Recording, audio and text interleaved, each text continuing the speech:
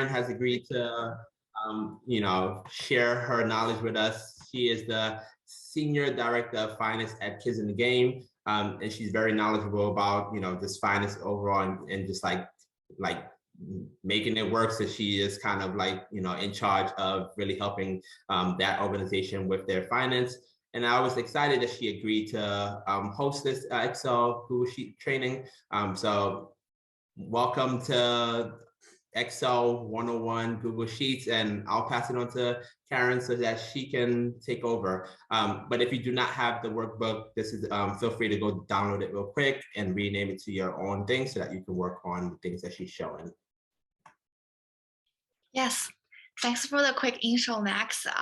Max used to be my colleague working at Kids in the Game. I'm just going to give a quick intro of myself. I'm currently working at Kids in the Game as Senior Finance Coordinator. I've been here for about 4 years, and Excel has been my best friend so far. I'm on it on the daily basis every day, and I've also been working pretty close with some of our site coordinator who's on the front end coaching at the schools. So I know some of the reports that they've been dealing with on a daily basis. So the background of this Excel training is being designed and built on things that I think as a coordinator level, as a person who's managing a site, the skills that you would need to know from the Excel's perspective. So as of now, the training is going to start from basic understanding of the Excel, and we dive into it a little bit deeper into different like keyboard analysis, looking into some filters, sort data, and some of breakdown of the different tax functions. The training is going to be 45 minutes. I think my content is going to cover for about 30 minutes. We'll try to leave another 5 to 10 minutes for questions. Before I dive into the specific Excel worksheet, I just want to highlight the importance of it, why it is very important for everyone to have like a decent level of Excel skills. The major reason is it helps you save time. Think about if other people are spending 30 minutes on one report, and for you, you only need to do it for 5 minutes. And there's a lot in Excel to explore down the road. So I'm definitely want to gather a lot of feedback from all of you. If there's anything else that you want to learn that I can be helpful of, I'm definitely very happy to return to do another Excel session. I like it if you want it to be an open form about asking questions, and I can help you to answer those any different forms. I'm happy to be able to help. So let me share my screen and dive into this worksheet. It starts from here. Okay, so to start, I am using a MacBook. So some of the shortcuts in Excel, it's a little bit different for MacBook versus Windows system. I'm not 100% sure what are those in Windows. I'm going to send a resource after this meeting for you to compare some of the shortcuts between Microsoft versus between Windows versus MacBook. So if you are using a Windows system, and if something that I highlighted here that you wouldn't be able to find, please leave your comments on the chat. I would be able to help Google for you and get back to you afterwards. All right. If everyone can open your Excel worksheet, that will be great for you to follow together with me to do the exercise together on your end. Feel free to chime in if you have any questions or if you're not able to figure out anything on your end. This training is going to be very practical. It's not about just me talking. I will give you guidance, but more on it is for you to have that hands-on experience to do it from your end. All right, so there's going to be 4 components of this workbook. We're going to do some started small basic access training, and then there's going to be a couple keyboard exercise.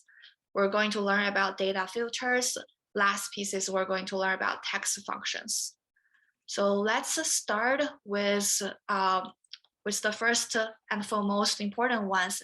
Every time when you start Excel, you need to name it.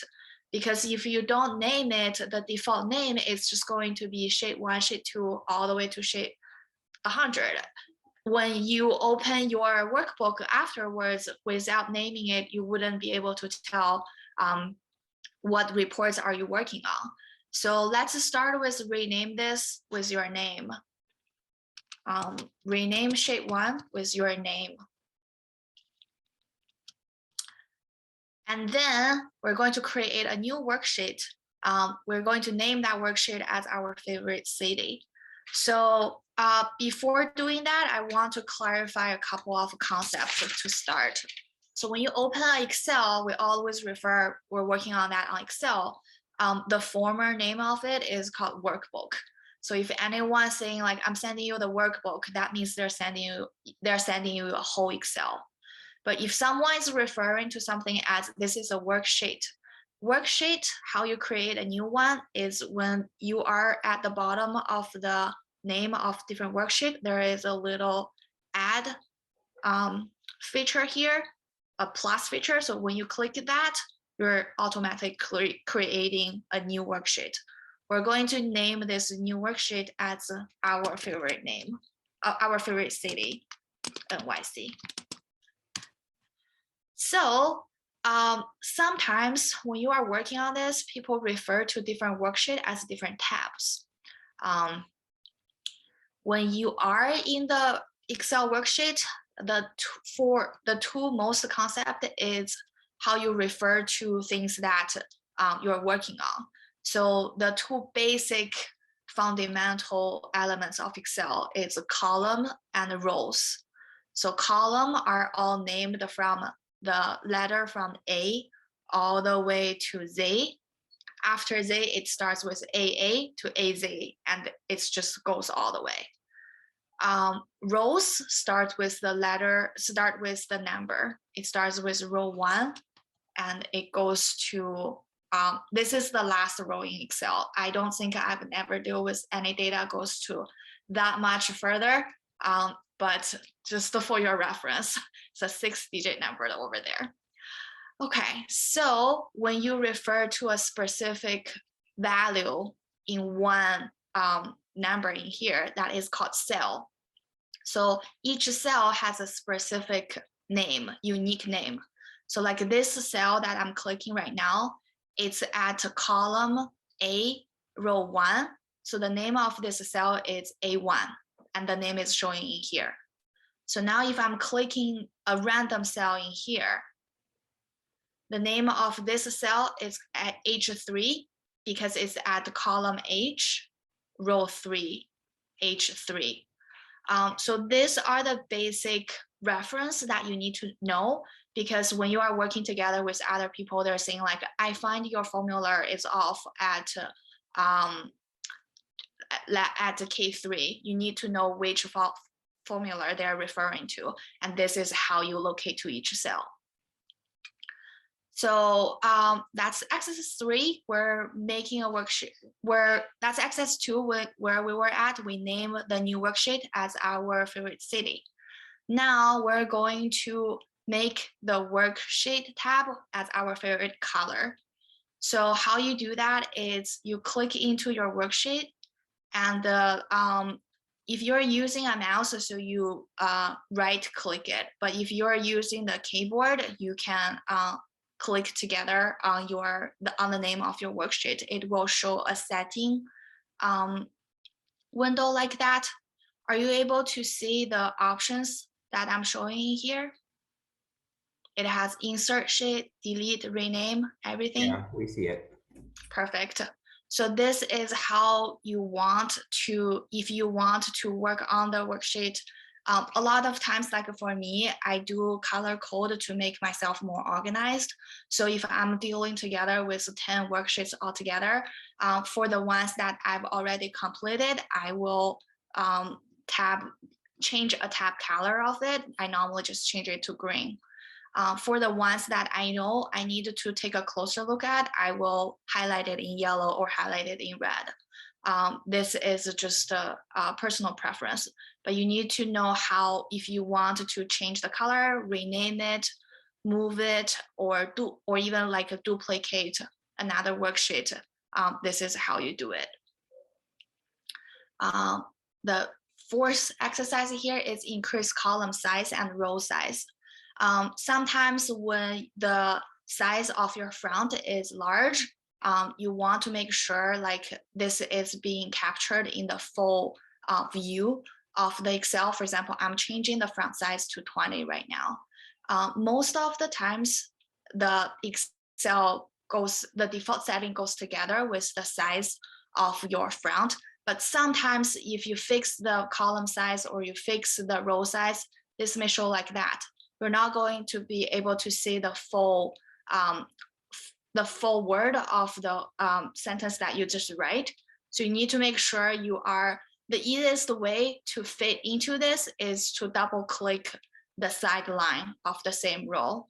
So I'm at row 6. I just double click that and it automatically changes. There's another different ways this is come handy when you need to print something.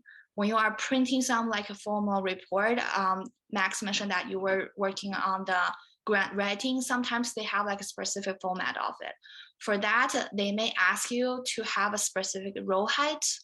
So when you right click it, it will show row heights, and then you can make it whatever heights that you want it to be.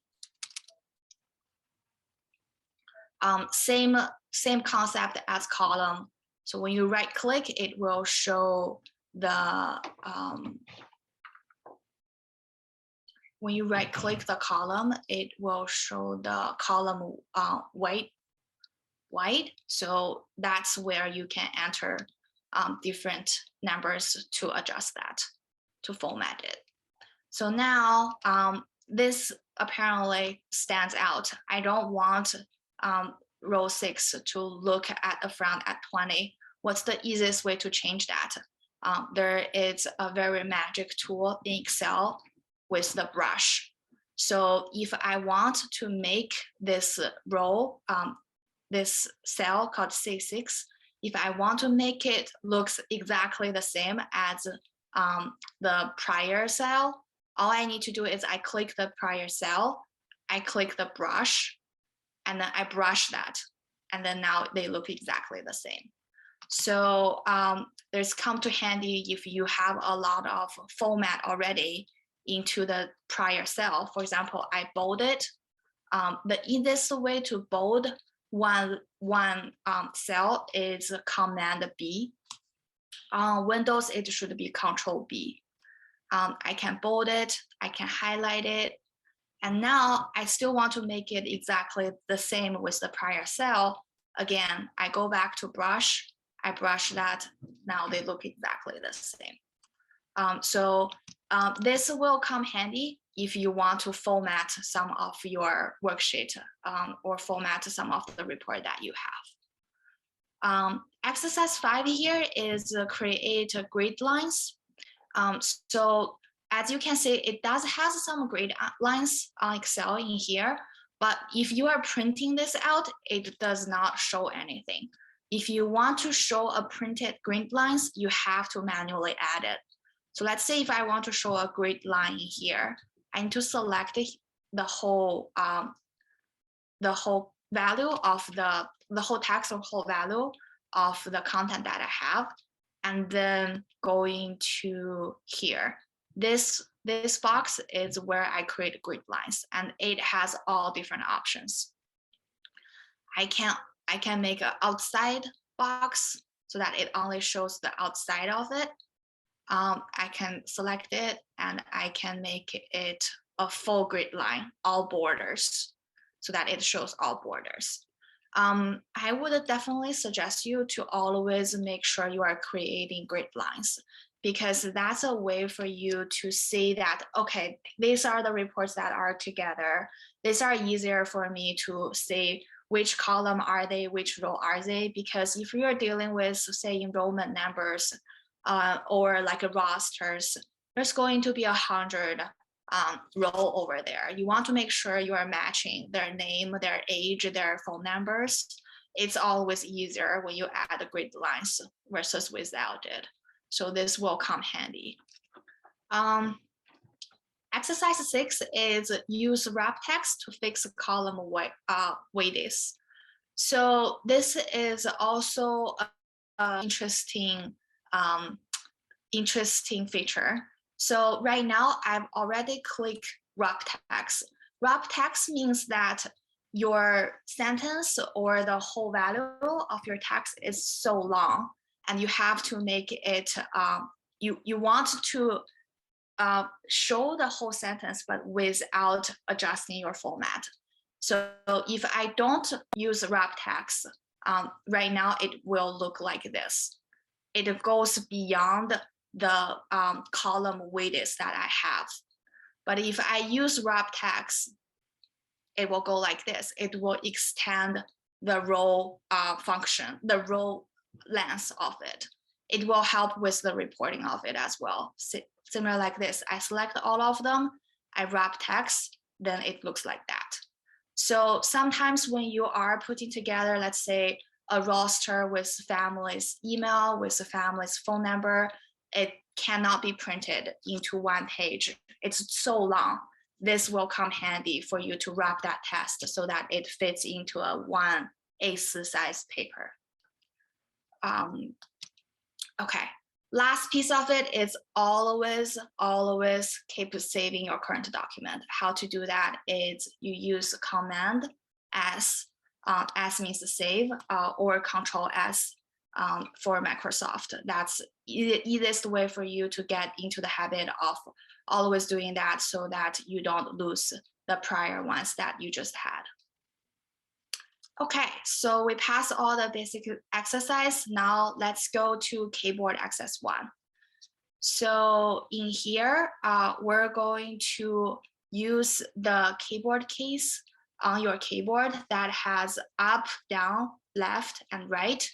Go through the exercise. So you want start with start, and then how you do it is you hold your Control or Command key and go to from start to 1, 2, 3, 4, and finish.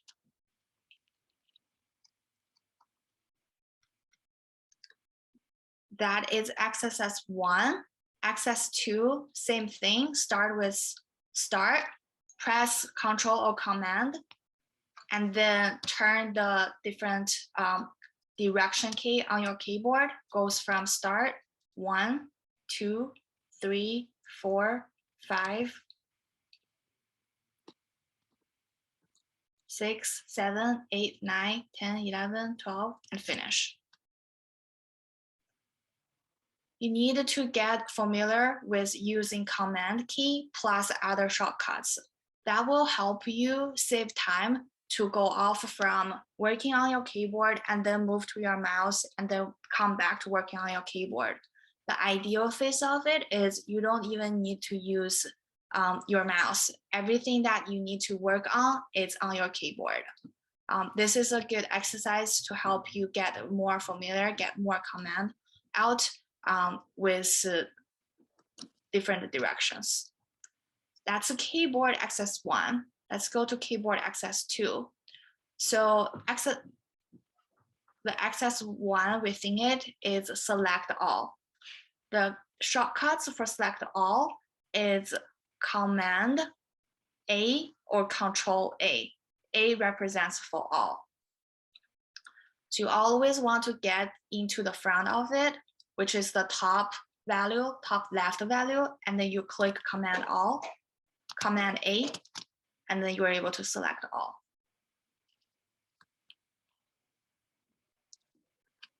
The second one goes to here, click Command A or Control A, We're able to select them all. Once you select them all, let's turn the field to red. Let's fill them in red.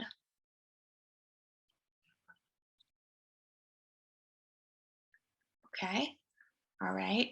Exercise 3, turn this bold and front blue. Same thing, Control A or Command A, select them. The shortcut to turn it into bold is Control B or Command B. And then select color blue. This will come handy when you need to deal with a large set of data. If you want to format it in the way that it's being required for, or the way that will help you to analyze it, you want to select all of it instead of individual adjustments. All right, let's go to keyboard access 3. Okay, so we're going to learn about how to delete columns. So the exercise 1 here is to delete the right columns and delete the right rows. So to start, when you need to delete a column, you need to select the whole column of it. And the quick key to select the whole column of it is to just select the column D, the letter D, then I'm selecting the entire column of it. The shortcuts to delete a column on MacBook is Command and minus. For Microsoft, I believe it is Control Shift and minus.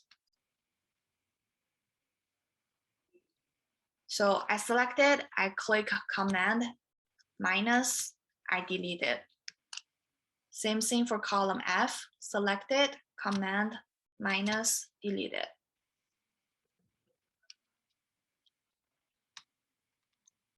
We're also going to select the rows. Same thing, you select 26, drag it all the way to row 30, Command minus, delete it.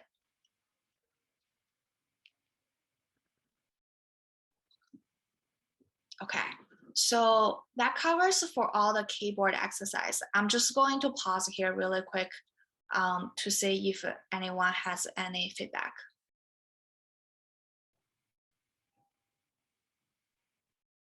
Yes, if you need anything, you can always raise your hand so that I know that you have questions and we can solve that right live in here. I know it's a little bit hard because I can't see how you do it from my end. I can only see my Excel.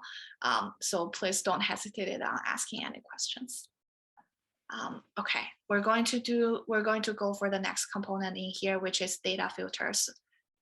This will be very useful while you are analyzing different data sets. So in here, I have a bunch of data with the player name, the position they're playing for, team they're at, how many catches, the yard distance they're at. So with so many data, how many of them I have? I have 343 rows in total. So how am I going to do it? What are we going to analyze it? If you have a full set of data already and you want to apply filters, I have filters here already, so I'm going to remove it. The first and foremost thing that you need to do is you want to select all your data. So we just learned about how to select it.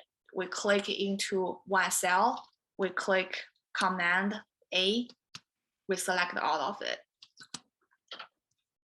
We don't want to select the title of it. We only want to select the player of it. So how I'm going to do is I'm going to insert another row so that I intentionally separate them. So now they're at 2 different data sets. Then when I click Command A, I'm only going to have the data that I need to analyze without the title. After I select it, I go in here at the home, under home section, goes all the way to the right. It has a whole section of sort and filter. Select sort and filter, and then select the filter. Here is how I add filters. So step 2 is apply filter. Yeah, we just applied the filter. We want to filter and delete all the blank ones. So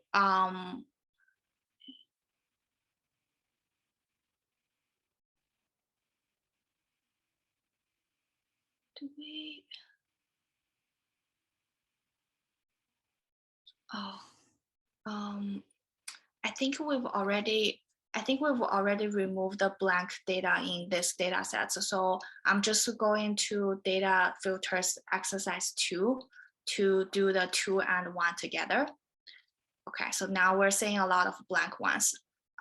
Okay, so in here, you're going to see when you receive a full data sets from the, say, enrollment numbers or roster numbers, after you download the report, sometimes they're going to have some blank rows in there that will impact you when you want to do a full analysis of it.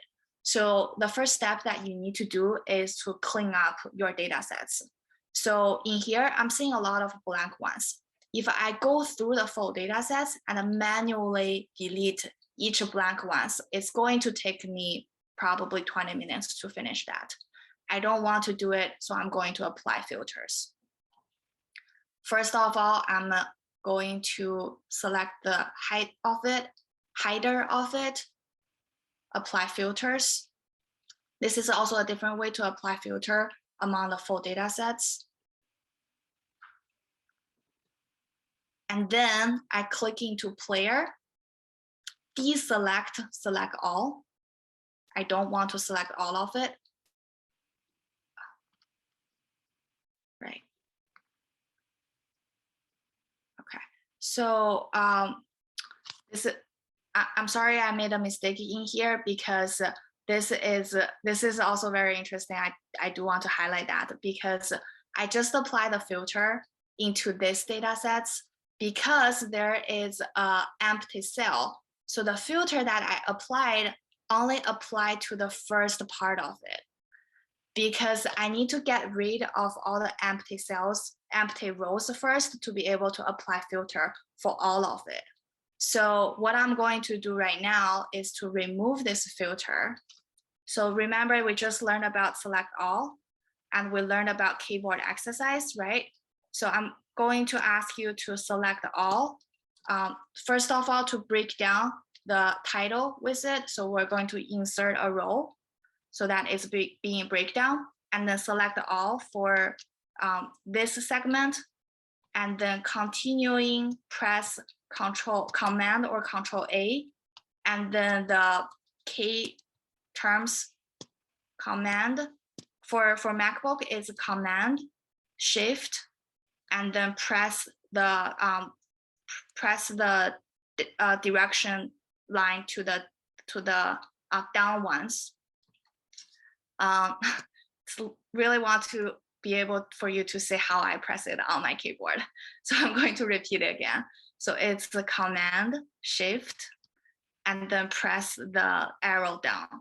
That's how you continue to select on the same data sets to surpass the empty rows.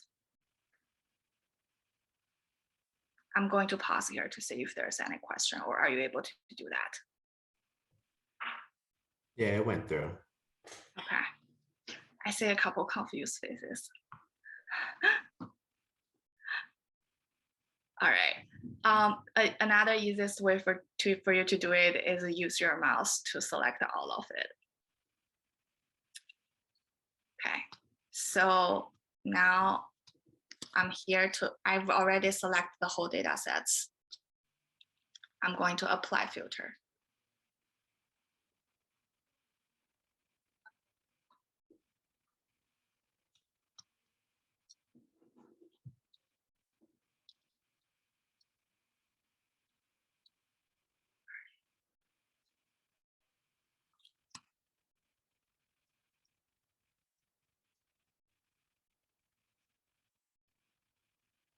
Okay.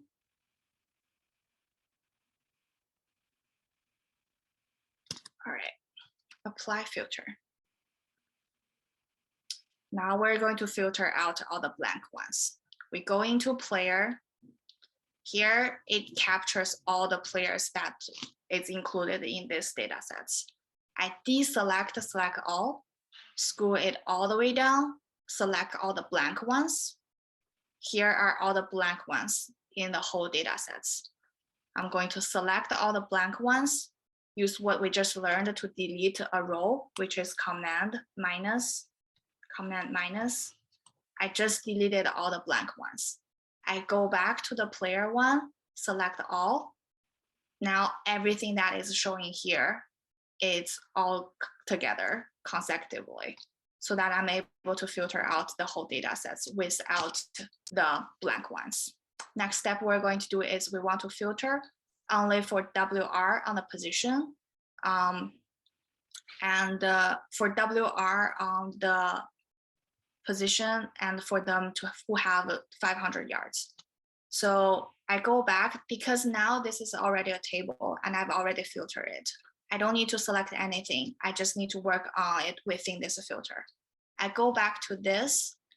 I want to customize this. I've already has the filter. I want to customize the sort of it. So I want to sort it by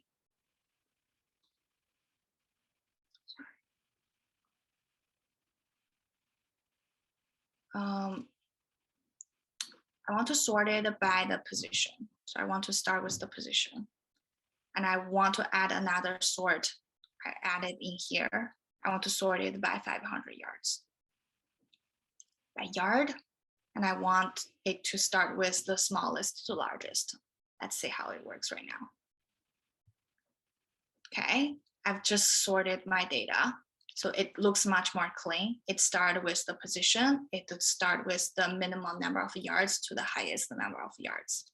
And in here, I'm going to apply the filters. So I want only WR on TB. I get into here. I don't want TE. I only want WR. And on teams, I only want TB. I get into here. I deselect select all, only select TB. On the yards, I want more than 500 yards. I click into the filter. I want to not choose one. I want it to be larger than, greater than 500.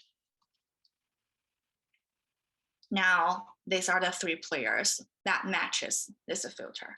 This will come handy when you are, say, you have a bunch of enrollment or roster numbers and you only want to select pre-K kids attending certain schools with certain locations that they live at. For example, you only want pre-K attending PS3 who lives at Queens. Once you have all the data, this will help you to sort the ones that meets your requirements. The last filter exercise is to sort the position by ascending level and sort the yards by descending level. We kind of covered this already, so I'm just going to show you how I do it really quick. This has already been filtered, so I just go to custom sort. Just go to custom sort.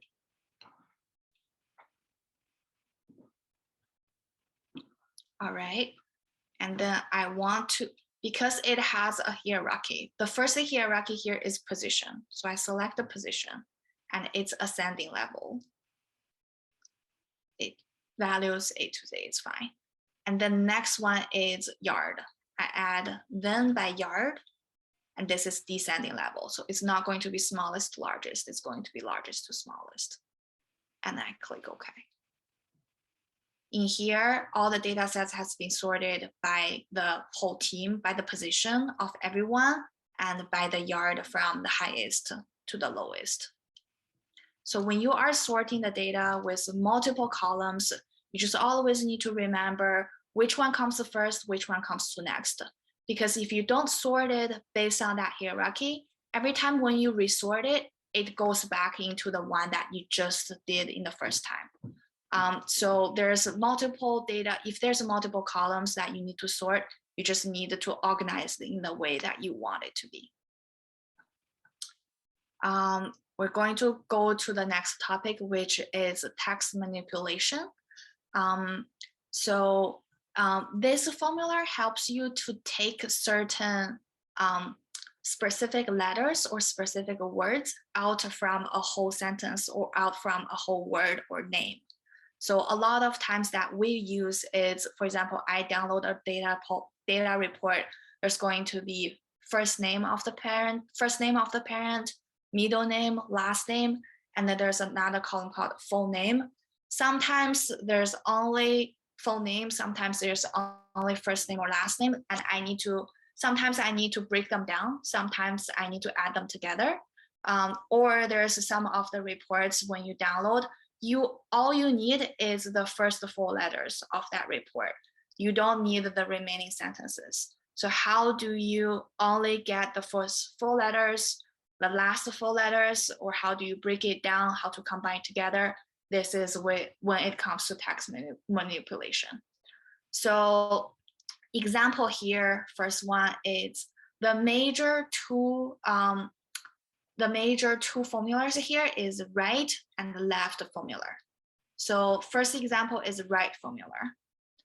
The text that I have here is Bill Clinton, and the formula that I have here is right. It says right B9 4. What does that mean? B9 is the name of this cell. It means I only need the last 4 letters for this cell. So in here, let's say we move it to right B9 4. I change this to 4. This is only last 4 digits of this cell. Because Clinton has 7 letters. So now if I only want their last name, it's going to be right B9 7. This is their last name. Next one is right left. So same thing. If I only want Bill without Clinton, I do left the cell value and change the last letter. So you do left, click into that cell, change the last letter. This is how you get only a portion of text from the whole value of a cell that you wouldn't need. Of course, this wouldn't really help because not everyone has the same length of first name or last name. So there's another function in Excel called text into column. We're going to cover that afterwards. But let me show you how when you have 2 text values into 2 cells, how do you combine them together? So one value that I have is Bill Clinton. Second is was a president.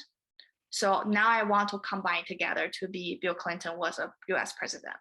So how I do that is I do this is the text formula.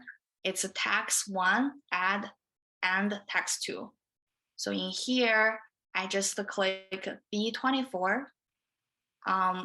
I can also do B24 and C24. In that way, I'm just going to combine that together without a space because I want a space. So this is what I added a space in here. I do B24 and a space and C24. That's how I combine them together. If this is without a space,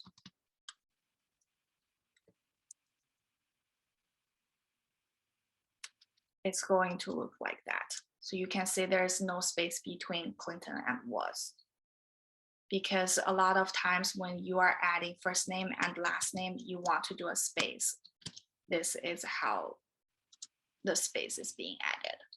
So this is just some quick examples. We're going to do a text function in a much bigger setting. So when I get into here, this is the first name, last name, full name example that I just talked about. So we're going to break down the full name into first name and last name to start. So right now I'm at the player's full name. If I want to break it down to first and last name, I'm going to select all of it. We just learned about how to select all. It's a Command, Shift, and all. Or you can just do Command, all. When you do Command, all, it selects all of it. So you only want to select column D of it, right? So you need to click into Command, Shift, and then the direction row, which is the direction 82, the down ones. You can also select it with your mouse, your controller. So after I select it, I go to the section called data. And then there is a section called text to columns. Click into text to columns. That's how I break down into the text. Let me fix that really quick. I'm aware that we're going a little bit over time. Is everyone have like 5 minutes to finish this? Okay, all right, this is our last exercise. So I select all of it. I go to text to column. I want a delimited column. I click next. How I want to separate them is by space, because there's a space between their first name and last name. So I click space and I click next, click finish. This is how I separate their first name versus their last name. Next one is, now I want to combine them together. So this is what we just learned about that example. I click into a formula. First one is Tony, and then add. I want to add a space between their first name and last name. So that's the space I just added. And then and their last name. That's how I combine it. So a quick Excel trick on how to copy the prior formula is to click into that and then just drag it. So once you have a formula on the first row, when you drag it, it just applies on the following ones.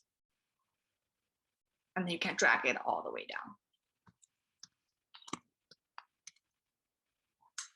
I definitely think this will come handy because I see our site coordinators work on a lot of parents' name, a lot of parents' information, and this will save you a lot of time to do it. We don't really have enough time to go over Google Sheets. For in general setting, I think Google Sheets is very similar to Excel. For all the shortcuts that you're using on Excel, you can still use them on Google Sheets. So if you have any like specific questions about Google Sheets, I can answer them, or if you want to do another specific Google Sheets training, we can look into it, maybe schedule another time to do it. I do want to pause here as we finished all the settings that we need to learn about on the exercise side for Excel, and we're about time for 1:50. Open up for any thoughts, questions, feedbacks.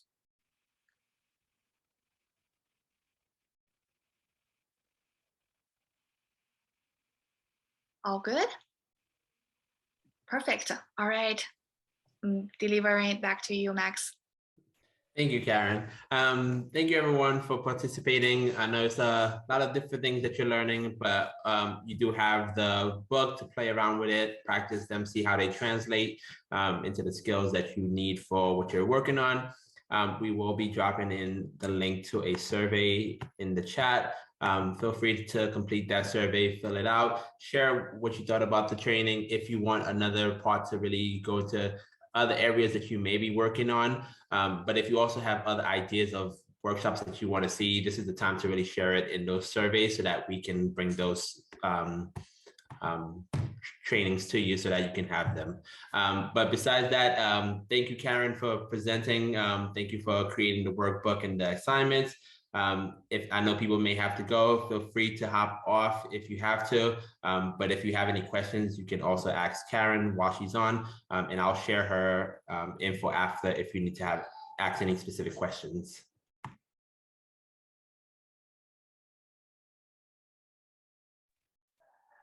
All right. Thanks, everyone. Hope you all have a good one. Thank you. Bye.